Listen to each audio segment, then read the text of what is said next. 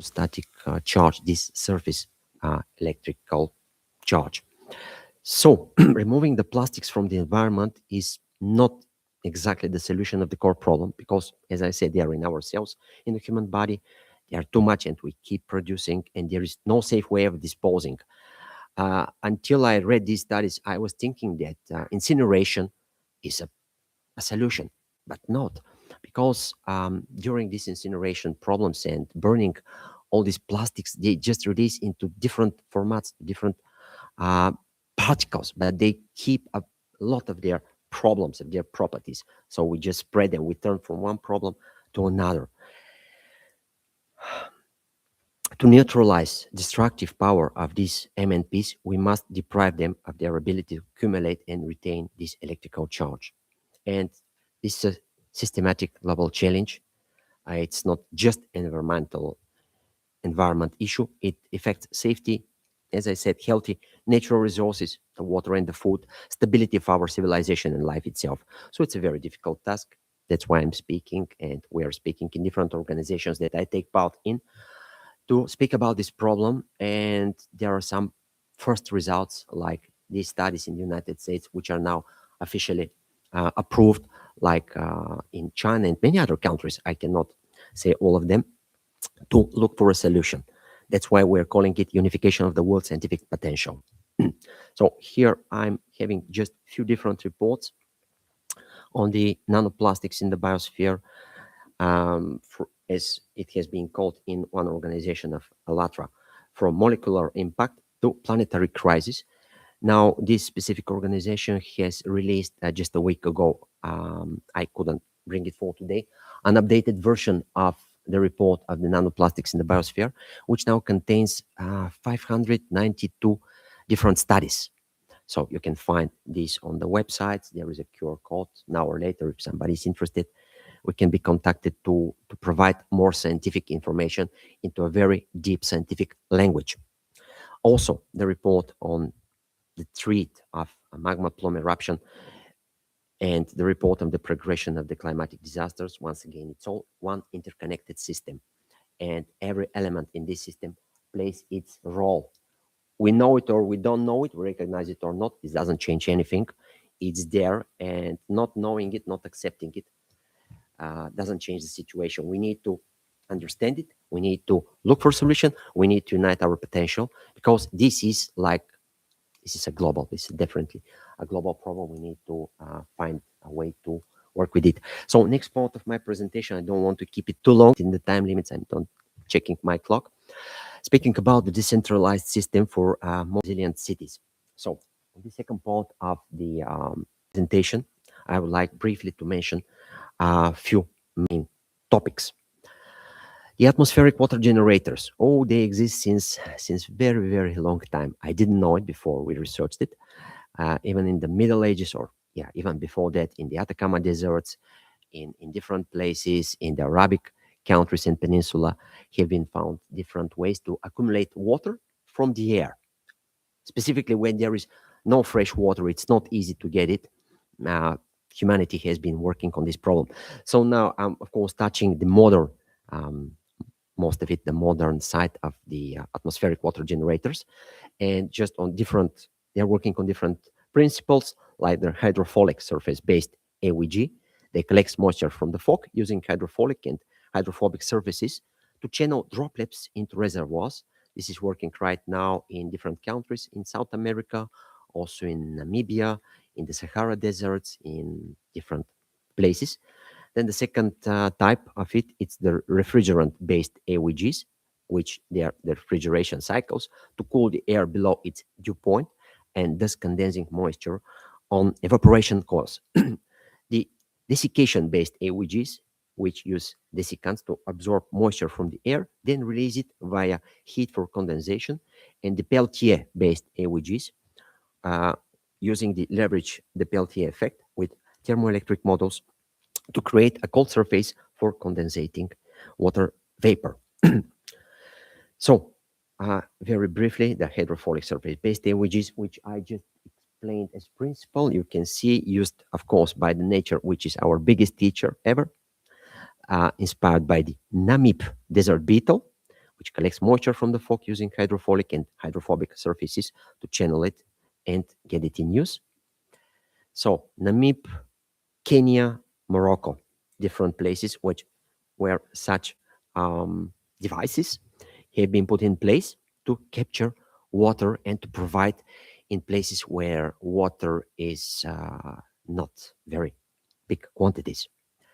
For example, you can see here in the Morocco, it can supply up to 18 liters of drinking water per day per person for around 1,600 people. So we're looking for such solutions worldwide.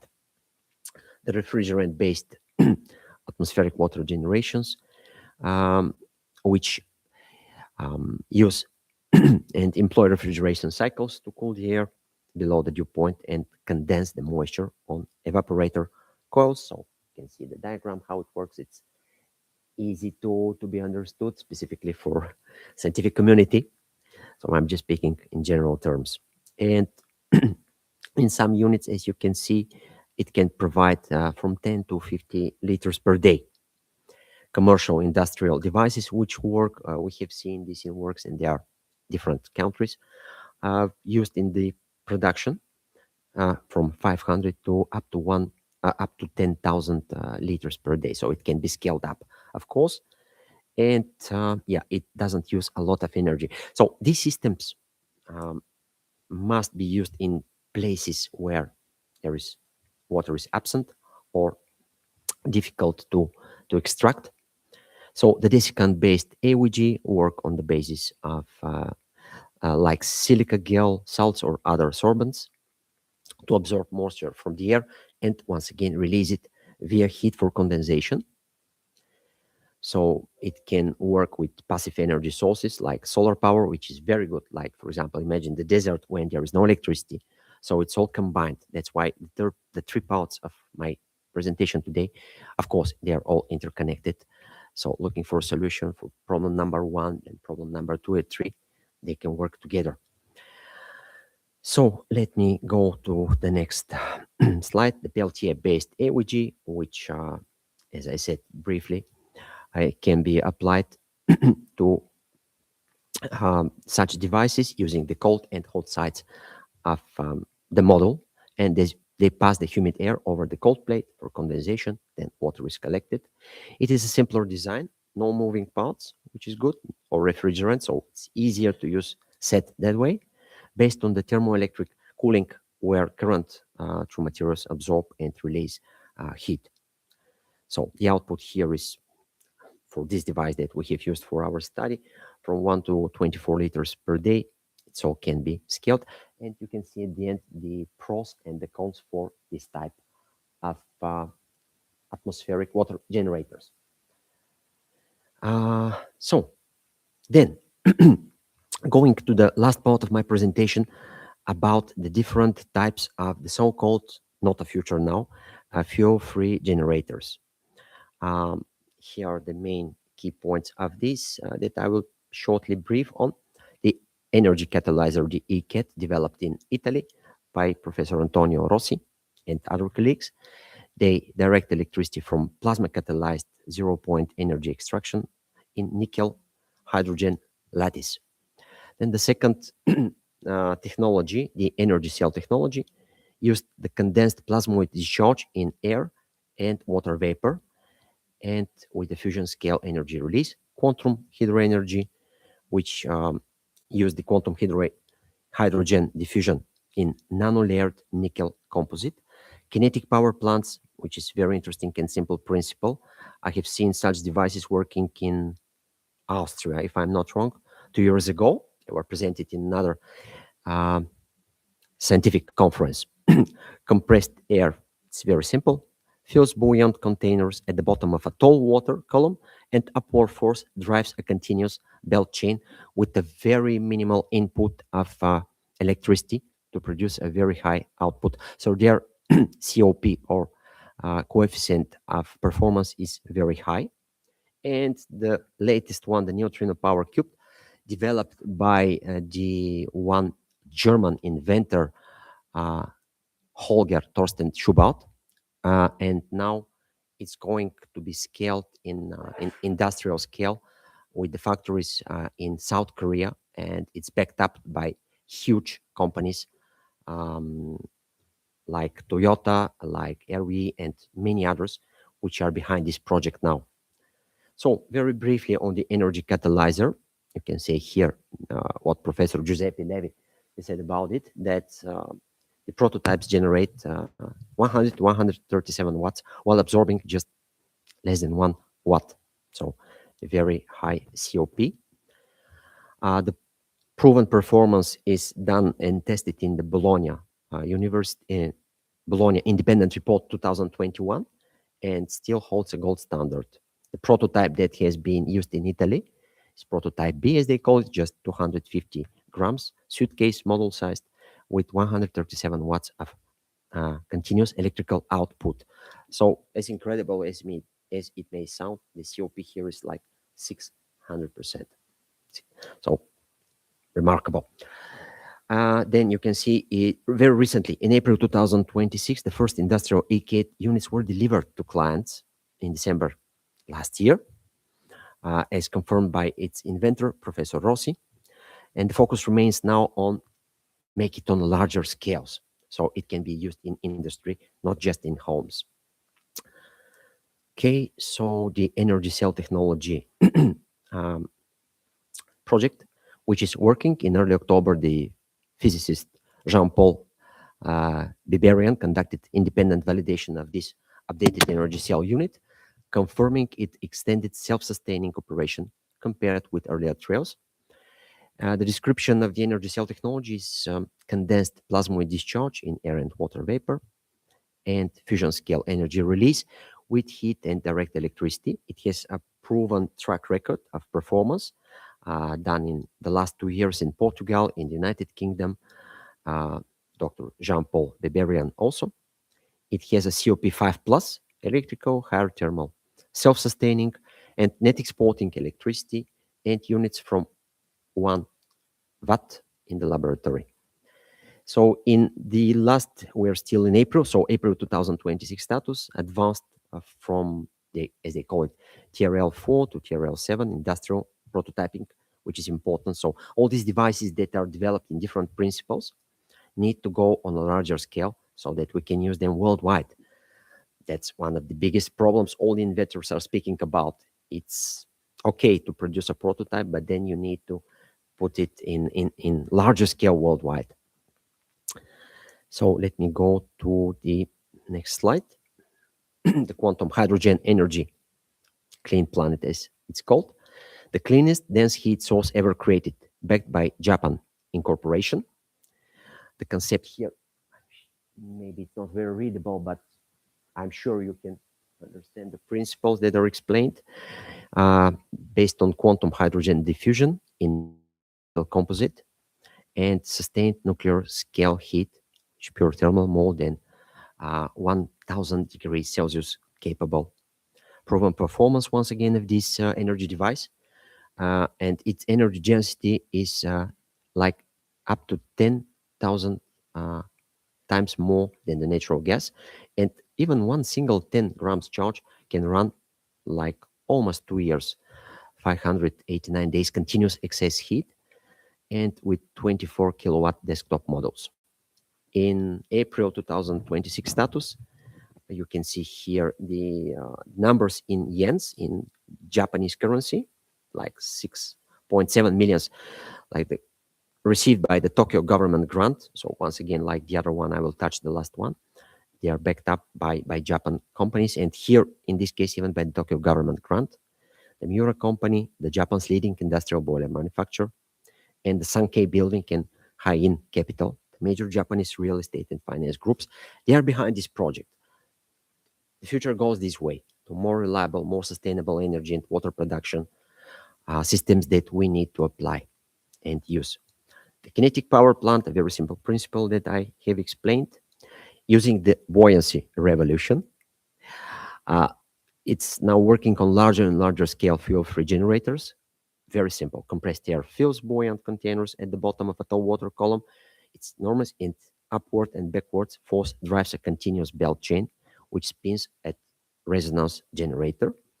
The system self-loops the smoke compression and delivers massive net excess power. It has now a proven performance models up to from 100 kilowatts up to 100 megawatts. Continuous base load. COP here is 15 to 20 plus. Only 5% is recycled for the compressor that is used to get this system in motion. And the latest status as per today, uh, Thailand demonstration plants still running non-stop for 7+ years. Active licensing and deployment through the Kitech Global in Norway and the Eco Pyros Poland. The ongoing project series is in Montenegro, not far away from here, 30-40 megawatts first phase in planning, and Philippines, who also expressed their will to join this project because it's very simple and very efficient. So the neutrino energy cube, the other one I have presented briefly.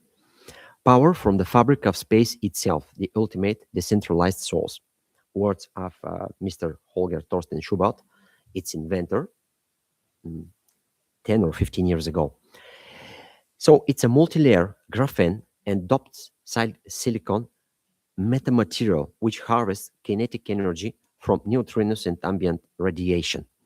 Difficult to believe, but it is working and going into industrial scale. It has a direct DC electricity and a proven performance, 5 to 7 kilowatt net continuous, like a suitcase device. It's not a big one. It works everywhere, underground, everywhere. It doesn't need something specific all the time because these particles that it use its vibration and resonance properties of the neutrino, almost impossible to see, impossible to get and to study. When they penetrate through this multi-layer nanographene, it interacts with them, so it can be used absolutely everywhere. Doesn't need anything. The latest status now in the Austria field trials, planned pre-industrial testing of 100 to 200 pre-series units in real homes. They announced that they are going to use it to make a track record of its functions and how it works. So this, what I mentioned, the South Korean mega factory where NVTIK joint venture is there, another Korean big company, if I'm not wrong, of its origin, and still listed as main future production hub. So current focus, getting the certification worldwide so it can be used and sold everywhere. AI material optimization, modular scaling, and the company newsroom. It can be found on their website of the Neutrino Energy Power Cube, which emphasized theoretical advancements in long-term vision rather than deployed systems. So, impact on society. The latest slides that I have for the vertical farming, which should be the future because it doesn't depend on external conditions, it doesn't depend on the weather, and you don't need huge fields for crops. It can be scaled up on a vertical dimension, and it's already working in different countries. But this is about of our sustainable future. And once we have water, once we have electricity, and once the structure is built, it doesn't need soil. It's all free system. It can work on artificial light and inside climate control, and it's closed loop cycle with water, nutrients, and minimal waste. It can be built in urban centers, reducing food transports also, so it can change and make the cities, and not just the cities, all the human population areas more resilient and more flexible.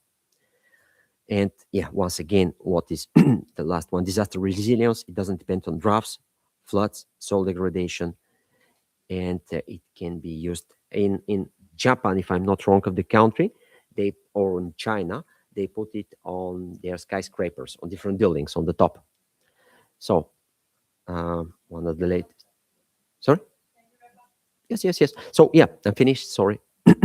This is the last slide, I think. Anyway, the centralized architectures of smart cities, water, electricity, and the other big topic that I have touched, the plastics.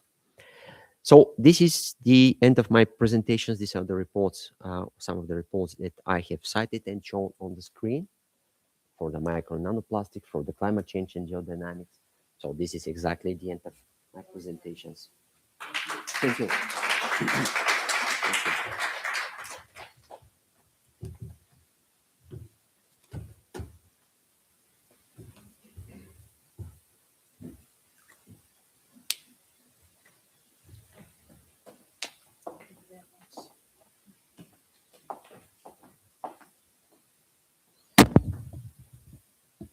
Thank you, Dr. Ivanov, for this beautiful presentation.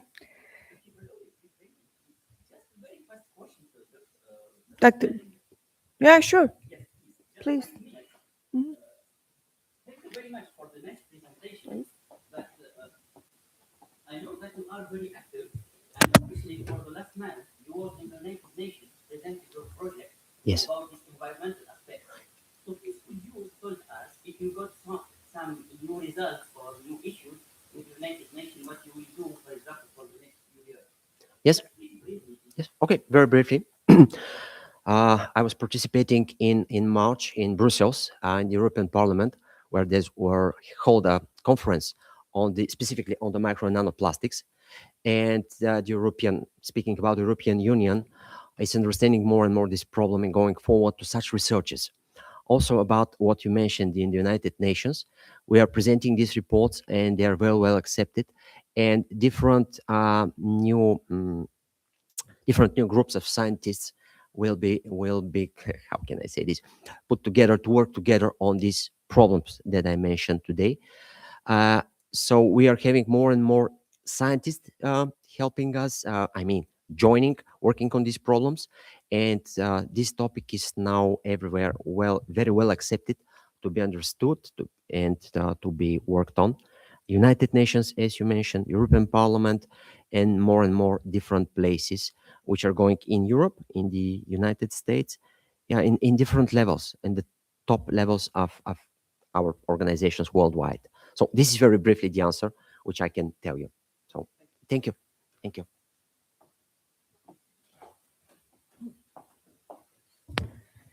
Given the use of nanoplastics and considering the potential health impacts of the 5G technology discussed yesterday by Dr. Cansever, avoiding cancer now seems to be a really big issue, requires major effort, right? Should we get afraid? As Dr. Ivanov just mentioned, only science can save us. So it is now a good time to talk about scientific research. It's my distinct pleasure to welcome Professor Dr. Erdoğan Koç, a highly esteemed pioneer in the field of marketing. The topic of his forthcoming keynote address is how to publish in top-tier journals. Please, Erdoğan Hocam.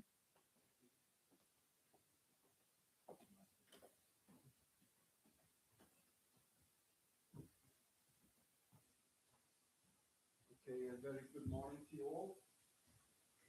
Today, I'll be making my 180th presentation of this same topic in several conferences and universities I have presented this. Well, the purpose of conferences like this is to publish scientific papers in the end. So we come to conferences so that we improve our papers and in the end produce better papers.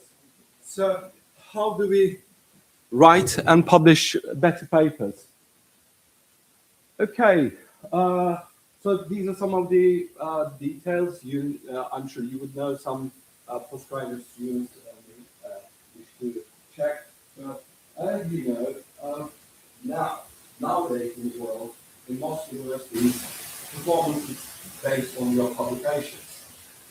So many recruitment and promotion decisions of the academics are made on the basis of your publications. So when you click Science Wall, you can see the standing of a researcher in the world in comparison with the other researchers.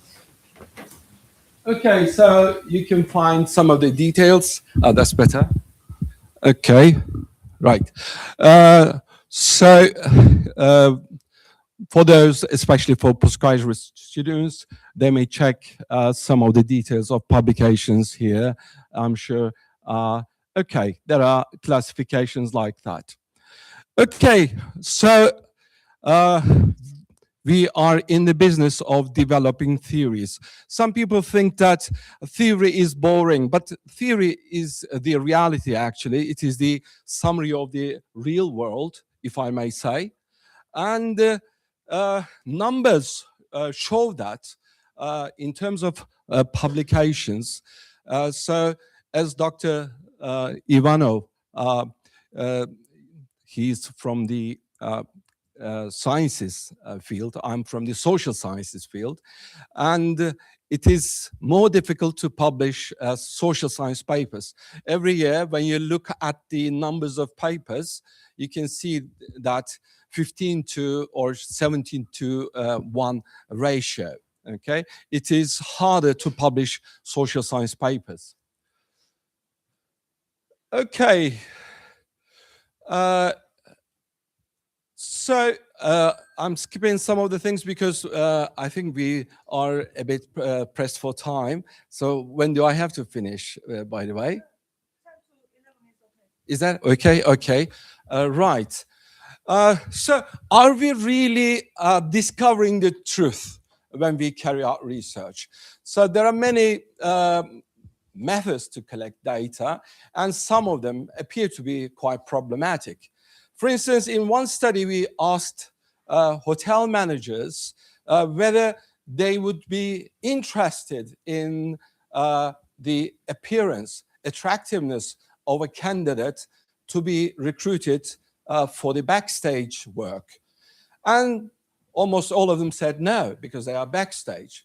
But when we produced profiles of people, okay, with some photos of them, and we particularly attached good profiles in terms of, let's say, experience, education, and characteristics, okay, with not so attractive people. And the opposite, we have seen that they have recruited all the attractive ones, okay? So in reality, when you carry out a survey, you may end up saying that, okay, they are very reasonable, they are very rational, they make good decisions. In another research, we asked the tourists for family holidays, what do they expect? And they list things like, food for children, appropriate food for children, swimming pool for children, playground for children, and things like that. And then we showed them some visuals, and in the same time, we used neuromarketing tools like eye trackers, okay? So we can detect where they looked, how much they looked, and how much they concentrated on that thing. And after that, we asked them to make their decisions, okay? And they all looked at the ladies in bikinis in the visuals, and they chose the holidays in those places, actually.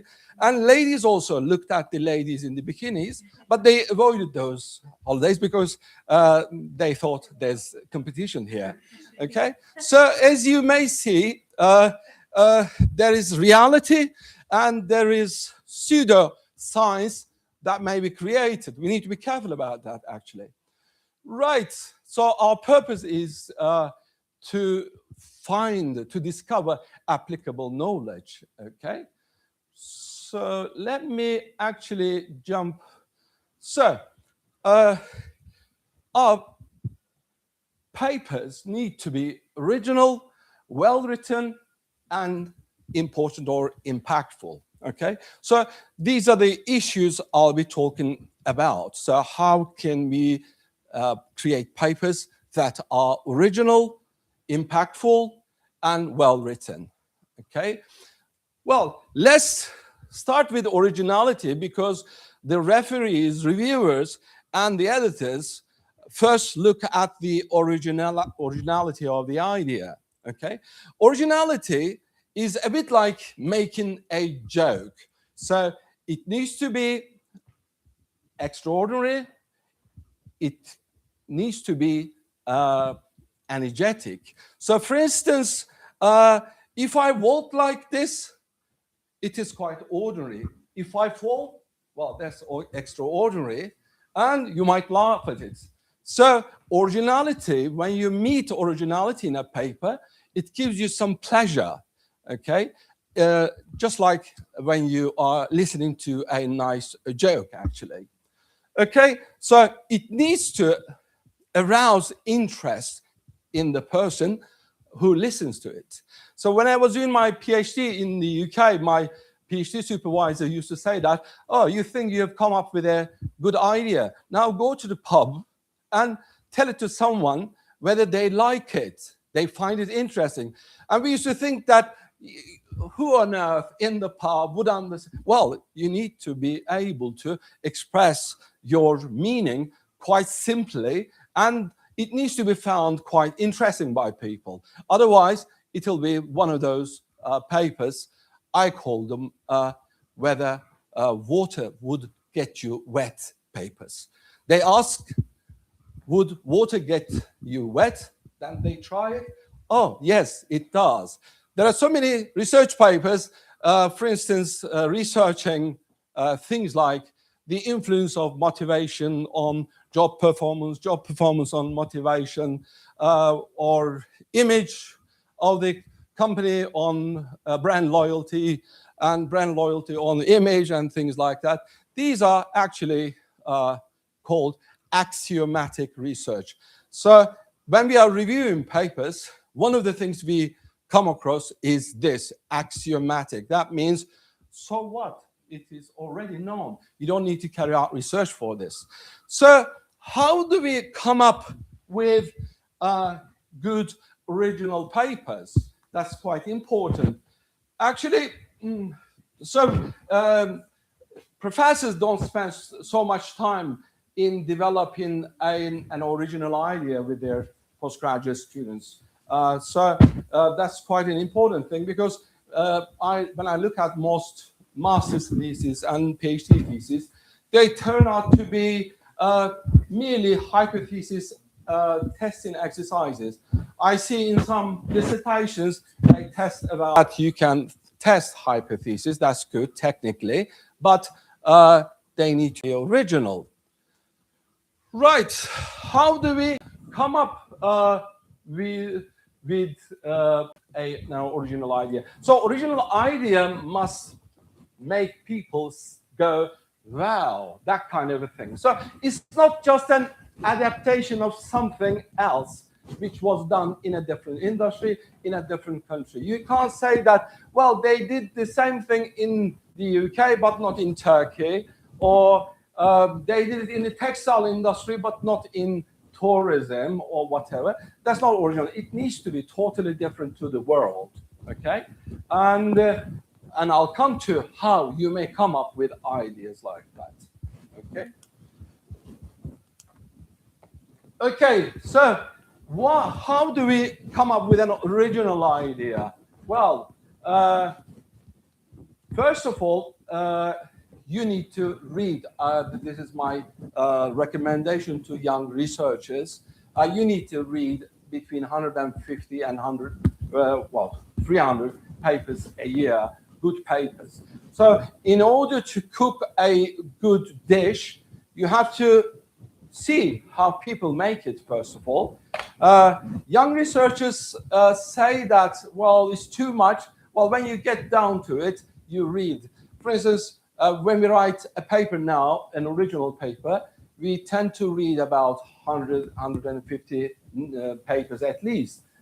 So it's quite possible. First of all, young researchers need to read a lot of good papers. Okay, and I would particularly recommend review papers. In the past, review papers were overly conceptual, and they used to just, be like a book chapter.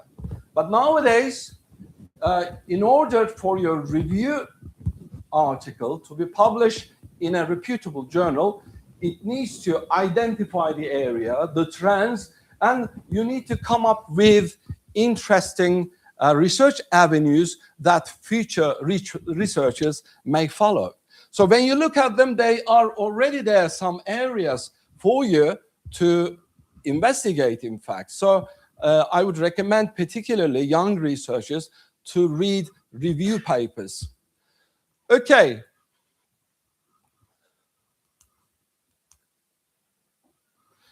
And conversations with academics from different fields. I published papers with econometricians, food scientists, finance people from different areas. Actually, when you are stuck in your narrow area, you cannot be original. So many of the publications I make actually are, turning psychology theories into consumer behavior and into other areas, in fact. Otherwise, it's quite difficult because most of the things you are thinking have been done in that narrow area anyway. Okay? And also discussions with industry professionals. So my advice to young researchers is to identify an industry to specialize. Okay? For instance, I've chosen tourism, most of my publications in tourism. And when you do that, you can become an expert. For instance, when somebody says that we have got a problem like this, or we have got this interesting idea, you may say that, no, that's not possible, because you know the industry. But if you do not, when somebody comes up with an idea, you may think that it is original. You spend your time, 6 months later, you think, what are we doing? This is not an area we should be going after. Okay? And also, you need to read books. I can see that academics don't read.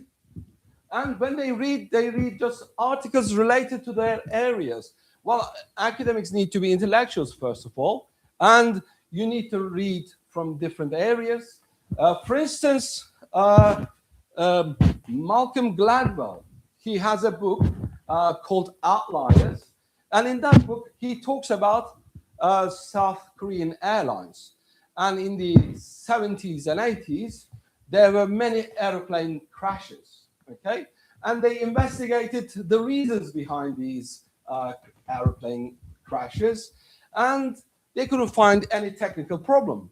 And in the end, they found out that it was based on the communication with the between the first pilot and the second pilot. For instance, the South Korea is a high power distance culture, a bit like Turkey, a bit like most Southern Europe and Middle East and so many Asian countries.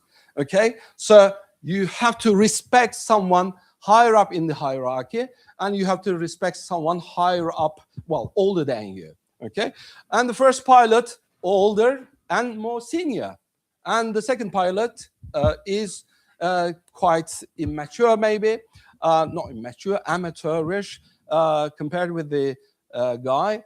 And his job, the second pilot's job, is to provide imperative commands, short, brief, like turn left, turn right. Well, you do that over there. You're not driving a car, of course. But, but when they had to say things like that, sir, would it be possible to think about the opportunity of turning left? Well, the aeroplane crashes, okay? And based on that, I've come up with an idea. I compared UK with Turkey, how subordinates convey service crises upwards to their managers. And just as expected, in fact, in Turkey, they used a mitigated speech, indirect speech, and in the UK, they used a more direct speech. What are the implications of this? Well, over there, they identified the problem early, they solved the problem early, and they ensured the service quality better, okay? And this paper was published in a highly reputable paper. I don't know whether it could be published now, but at that time it was published in a highly reputable paper, International Journal of Human Resource Management, a Q1 journal. So what I'm trying to say is that, you may not know where the idea may come from, even from a movie. You know, I take down notes and all that. So don't stuck in one idea that I can get ideas only from this and that. Okay, the second issue is quality of writing, especially for people like us. English is your second language. And now you've got so many tools. There are ethical concerns about the use, the extent of the use of these tools, but nobody knows what is happening now because it cannot be detected fully and all that. Some journals ask you to make declarations. Some may return your paper based on the fact that, you know, it has got too much AI use in it. Okay, but in writing, it's a bit like, you know, driving an automatic car and, you know, having a traditional car, driving a traditional car. It would be better to know the both. You know, if you start with the automatic, you may have, you know, well, nowadays you don't get old cars. They're all automatic, but okay. Especially for researchers, young researchers, start writing early, do not delay. Young researchers say that, oh, I've got it sorted out in my mind, but when you get down to it, it takes ages to write. So I would recommend to start early. And in Turkey, I come across even professors, all they're interested in about the field research, and they don't think about how to write the literature and all that. And when it comes to end, they've got huge problems with the paper. Each sentence should be written patiently and carefully. Actually, I'm quite an impatient person. I can't play chess because I can't stand waiting for the other to play. But when writing papers, I learned to be a patient person. So I see now young researchers, oh, in 10 days we could pack it up. Well, then the outcome will not be so good. Oh, sorry, I was going to say a few more things. Each sentence should have a purpose, and sentences should be connected. That's another thing. A lack of cohesion. So each sentence should have a relationship with the sentence before it and after it, the paragraph it is in, and the whole. If it doesn't, then you have to take it out. Especially young researchers, when they are making publications out of their dissertations, you can really feel it. They cannot get rid of some of the things they think, because they have got, they have spent so much time on it. There's a lot of labor in it, but you have to get rid of that because, okay, for your PhD it was relevant, but not here, especially given the fact that nowadays they ask you to write papers in some journals, 6,000 word limit, you know, and as a result, including references, by the way. Okay, the most common criticism of non-native English author is lack of focus and lack of cohesion. Paragraphs go like this, as if you drive a car, you press on the accelerator, then you have a harsh brake, and then you accelerate again, and from going one paragraph to another, you should be going smoothly, actually. It's a bit like a movie. When you go to a movie, you know, you see that there is a, you know, sequence of events. So things happen because there's some sort of a build-up. Okay, same page, so that, all right. The essence is to tell a good story in social sciences. It needs to be really smooth. It should arouse interest in the reader, for the reader to read till the end of the paper. So these are, of course, basic things, no spelling mistakes. References should be accurate and complete. The submitted paper should resemble to the journal's format. You know, some people think that, oh, I've spent so much time on it. Well, they should do that. Well, even if now journals have got admin stage, they look at the paper in terms of the format. But let's say it passed that stage, it's gone to reviewers. If the format is dissimilar, is different than the journal has, then they'll feel a bit uneasy with them. Actually, familiarity increases liking. Okay, research shows that, for instance, in the US, people who have got names and surnames similar, they are more likely to get married. They've got so for instance, the guy's name is David and the girl's surname is David.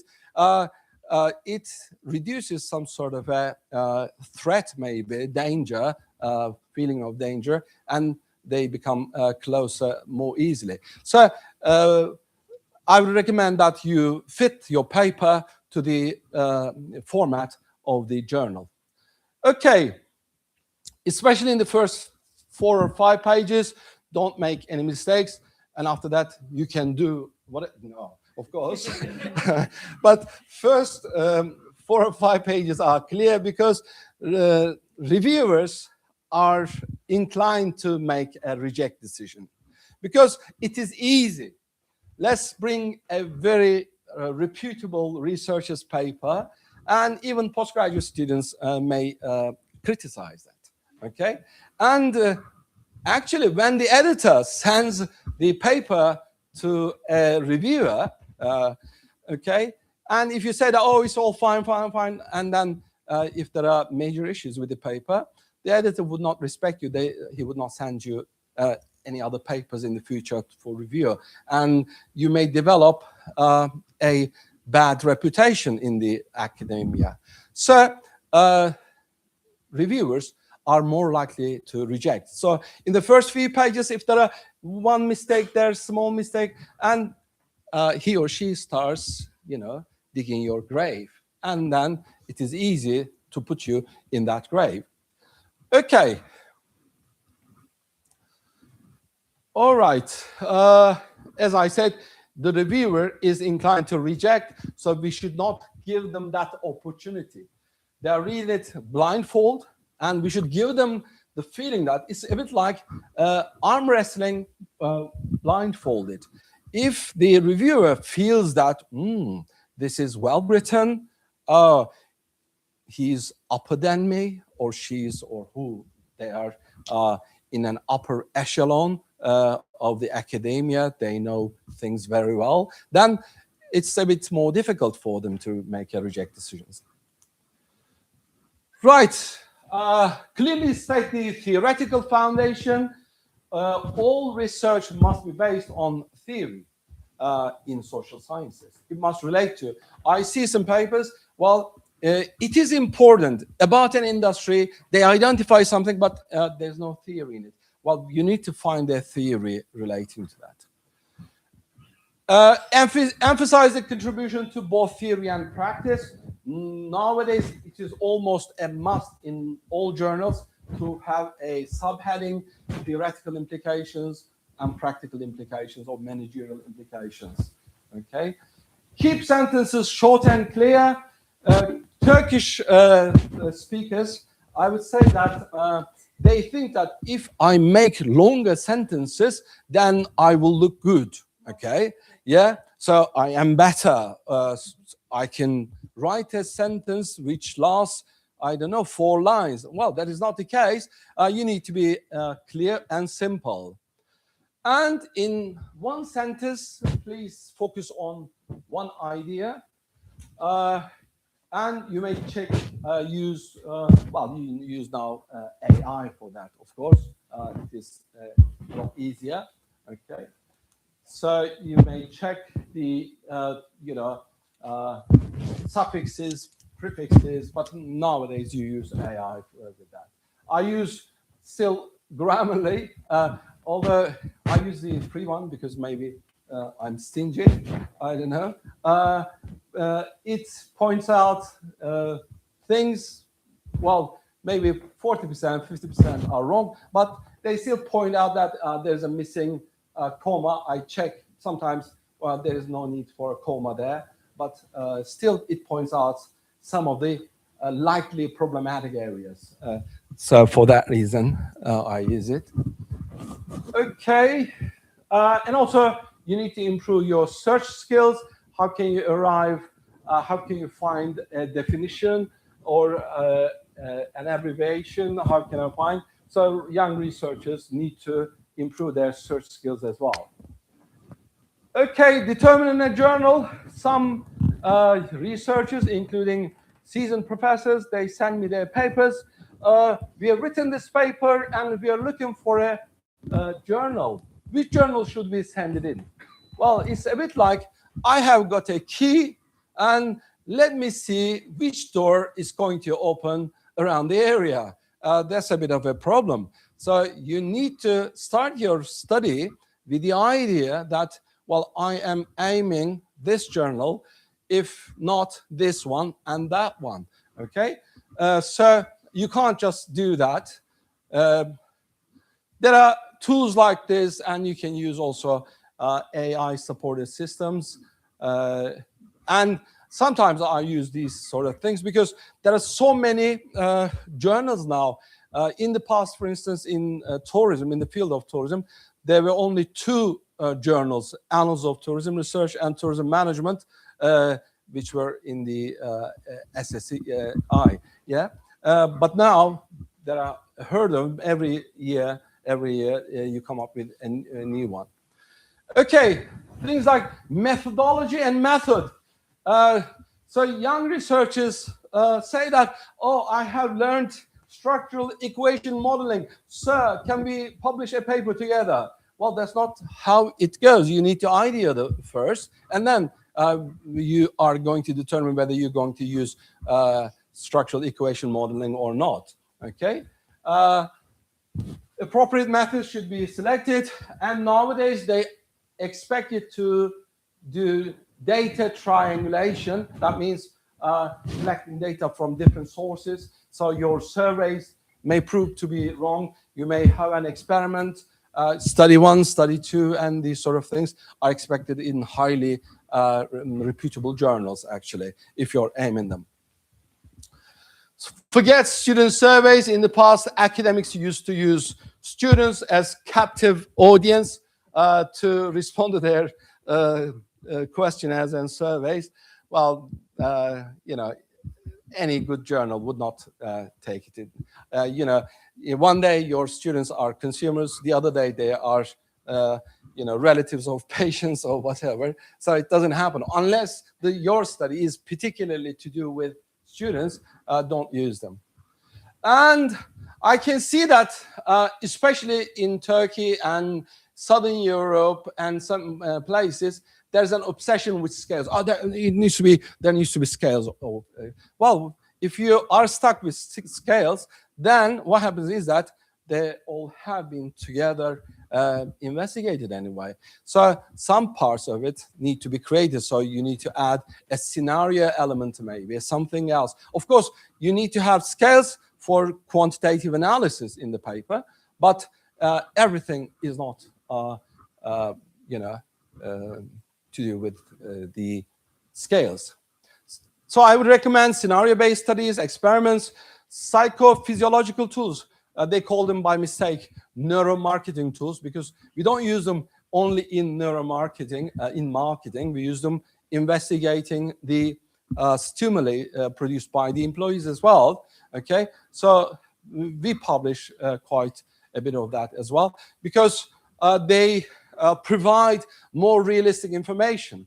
As at the beginning of the session I said, you know, they may say to you something, but they may do something else. For instance, when you ask people in the street in Turkey, on average, they appear to read 4 books.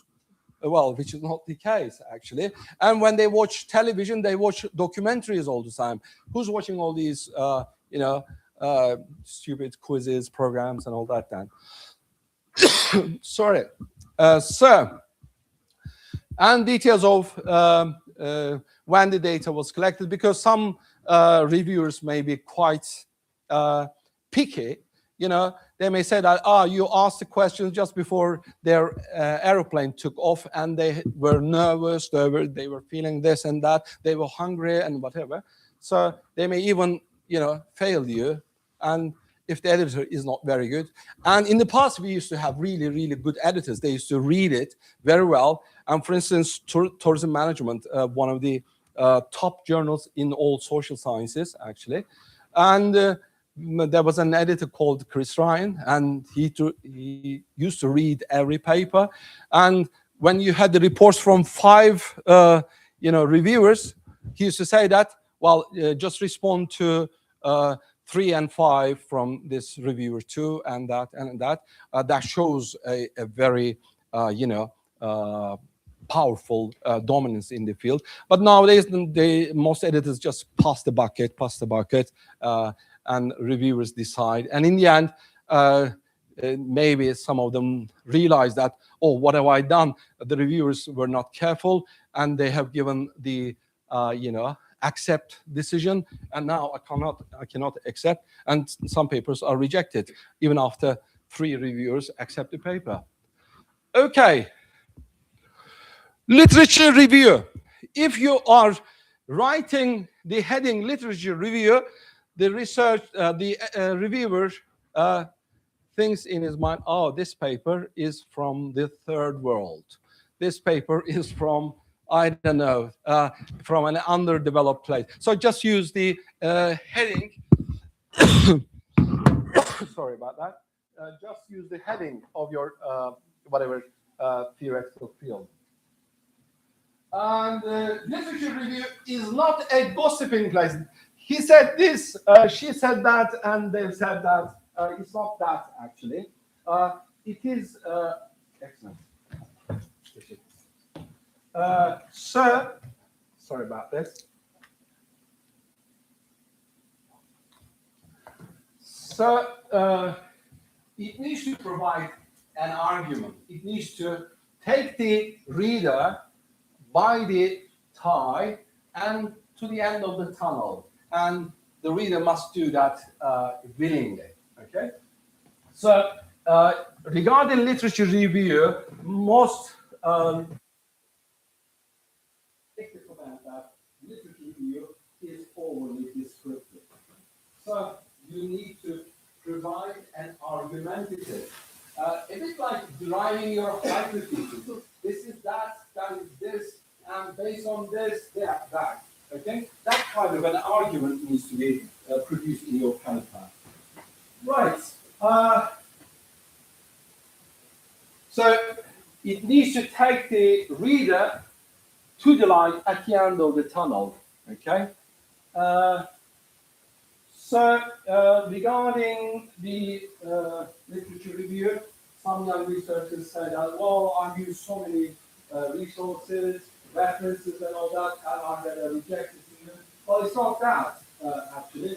They need to be just sufficient amount, and given the word limits we encounter these days.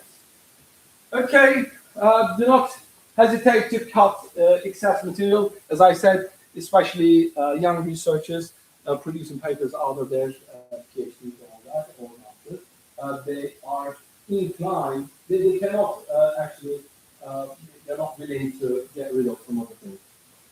And references need to be from the past 5 or 6 years. I can see PhD papers, okay, you can refer to seminal papers, but a lot of references are from 1970s, 80s. No, it's not acceptable. Of course, if you're going to talk about cognitive dissonance, you're going to talk about testing the 1932 or something like that. But most of your references should be from the past 5 years or so, and there should be many from the past year. And as I said, they should be sufficient in number.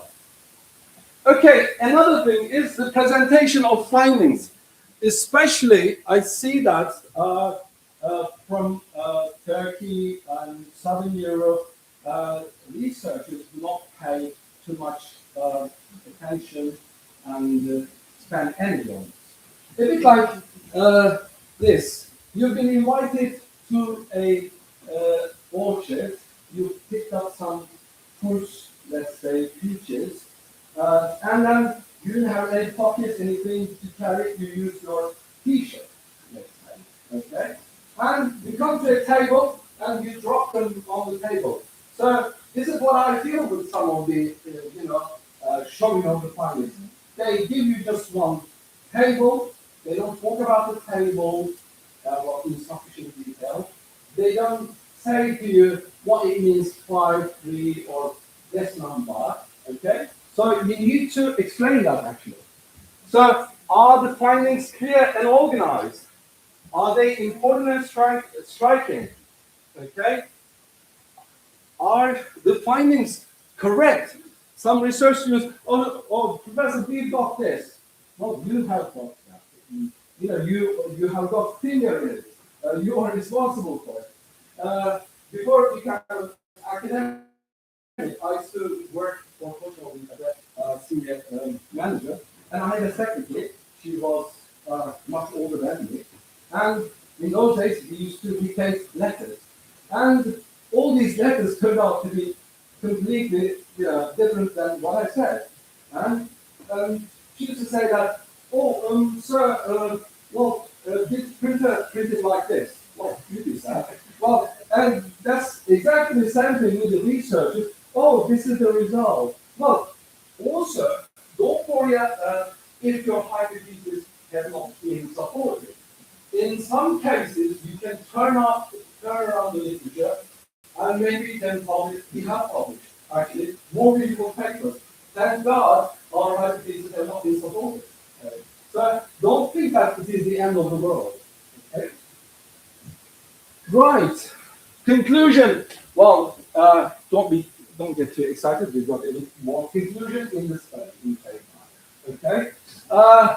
So it should be neither too long nor too short. Well, what is it? You can't measure it, can you? Most people from this area, from the Southern Europe, they tend to make a second summary of the paper into which is not okay.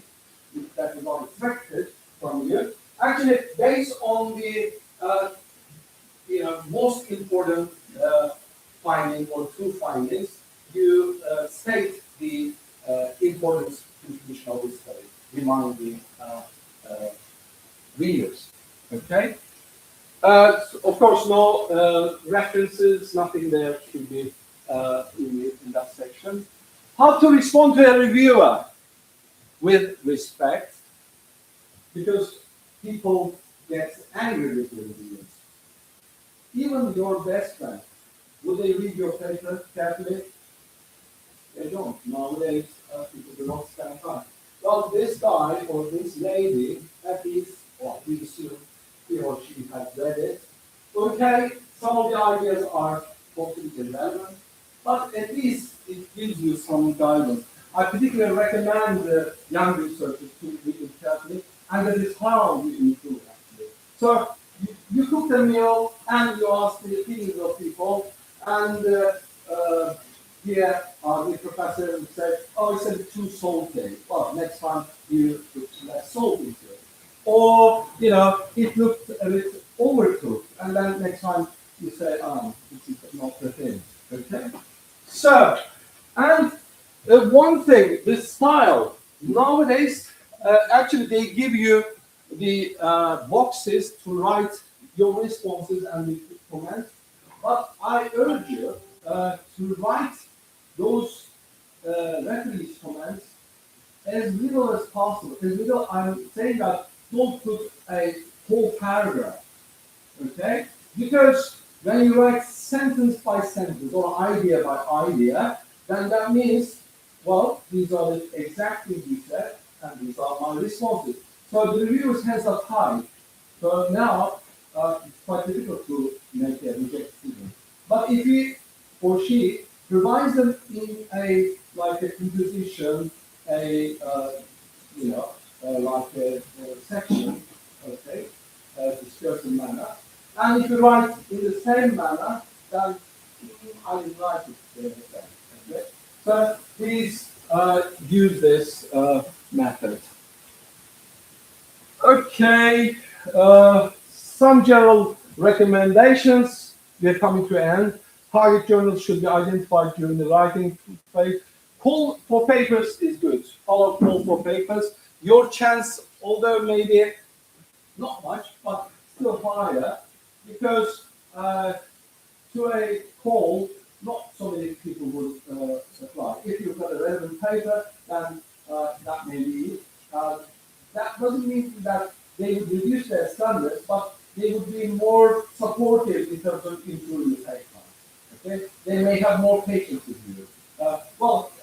In many cases I've seen nowadays, the special issue editor accepts it, and then the review editor of the journal says reject. That is also possible. So the arena is changing quite fast.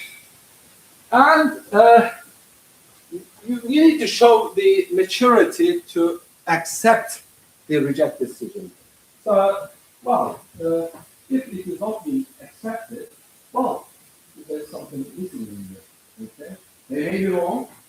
Actually, there was one lecturer, his paper had been rejected by presiding manuals after okay?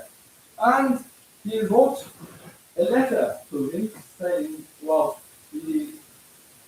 he says really angry things. Would he care? No. For instance, if I am 10 to sign is 100, so you shouldn't be doing things like that. You should show the maturity of accepting the rejected student. And references should be made to the journal you send your paper to, because you need to show that you are following the arguments in that journal. Usually when people get a rejection, immediately they send it to another one. But in that another one, there is no reference to this journal, then that's a problem. Both the editor and the reviewers might pick on that actually. And if there are papers in the relevant area by the editor, you should cite them. They are human too. For instance, avoid titles like the Sparta case, or in Turkey they do that, the case of Sparta, or the case of Antalya. Nobody is interested on a global scale in that small city. Okay, right. Titles are quite important. Some try to make it like an advertisement slogan. Don't go too much into that. But don't also make it too dry, just like a book chapter. You need to strike a good balance with them. Okay, research rationale is very important. Why we have embarked on this research? So you need to provide references, facts, figures that this study is important. So if you're publishing a paper on employee stress, so how much stress is important? What are the likely outcomes of it? How many work days are lost? How many work accidents occur as a result of this? Billions of dollars in this and that should be. Then, based on what you're doing specifically relating to stress, why this is important, this may be important. Okay. We already talked about that. Okay, methodology, quite important. Some people think that, I learned these methods and I'm okay. Well, especially in Turkey, those people who have published books on social science research, they have got very good publications themselves. So it's not about the method, knowing the method. Okay, you need to know the method. It's a bit like building a wall. It's a bit like brick laying. I'm not, saying that in that manner. But you need to be an architect to write the kind of thing. Yes, of course, you need to know how a wall is built, but that is not the end. Right. Okay. We already talked about that. Ethics is becoming quite important. When you are caught, that's it. There was one famous professor in the USA. Now he's gone to Ireland because we everybody knows what we have done. So, a general recommendation for young researchers, by the way. What takes you to success is knowledge, so you need to work hard working, sincerity, humility, okay? But what takes you down, ego, well, I wouldn't work with them. But teamwork is quite important, isn't it? Jealousy, do you write congratulations to your colleagues when they publish a good paper? Sometimes when I come across a good paper, somewhere in the middle of Eastern Anatolia, they publish a really good paper. I say, I've read your paper, it's really good, well done. And they respond, sir, in the past, 10 people used to say good morning. Now, nobody says good morning because they are jealous, That's a really bad thing. So we are not in a competition like that. We are in competition with ourselves in this business, actually. Cheating and laziness are the things they take you down. And patience, hard work, and teamwork are the pillars of doing good work. And they say that it is the job which is more flexible in the world, academic jobs. Of course, you can work whatever 8 hours a week, whenever you want, but 80 hours. There's some hard work needed. Well, thank you very much. I try to, tuck in solutions. Sorry about the, flow. It is not been as you have hoped, really. Okay. Thank you very much. Thank you very much. Thank you for this next presentation, and it was very interesting how to write a good paper and to publish good paper with strong opportunities. Really, I appreciate it. Thank you very much Thank for you. the invitation. You are welcome. Thank you. Now, I invite you to go with this, and after that, we will go to the test. Thanks. Okay, so are I finished on time or more or less? That's fine. Yeah, short time for coffees.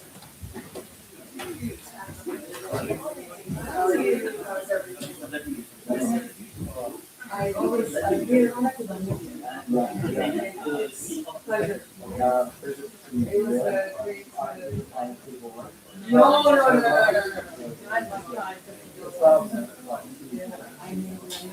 I we're connected before, and I never met him before. Yes, Jordan, but I studied in the U.S. and the UK. So Asian July and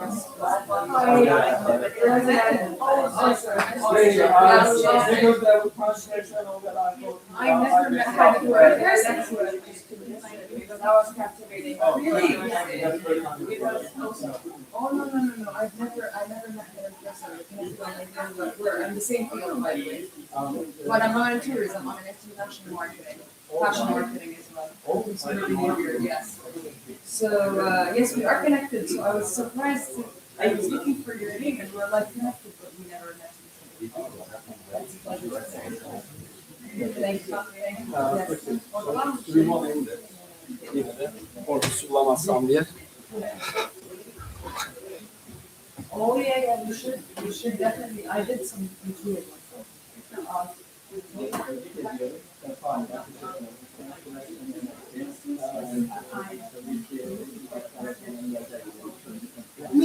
Yeah, that's fine.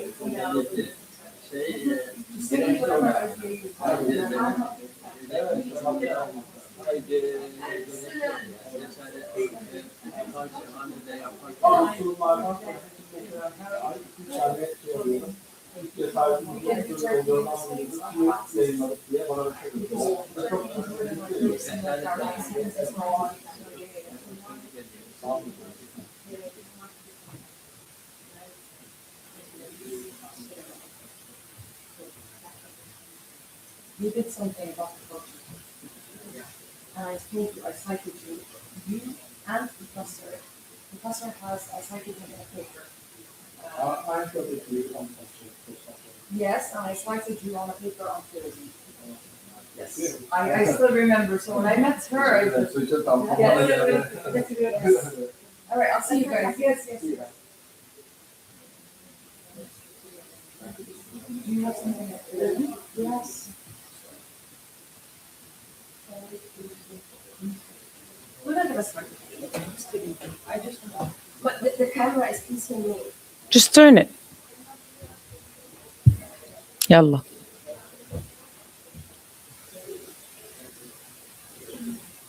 You should add that to your last video. Okay. Should I look that way? Yeah.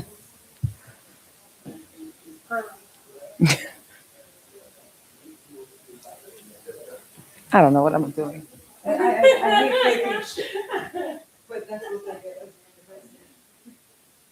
All right, let's go.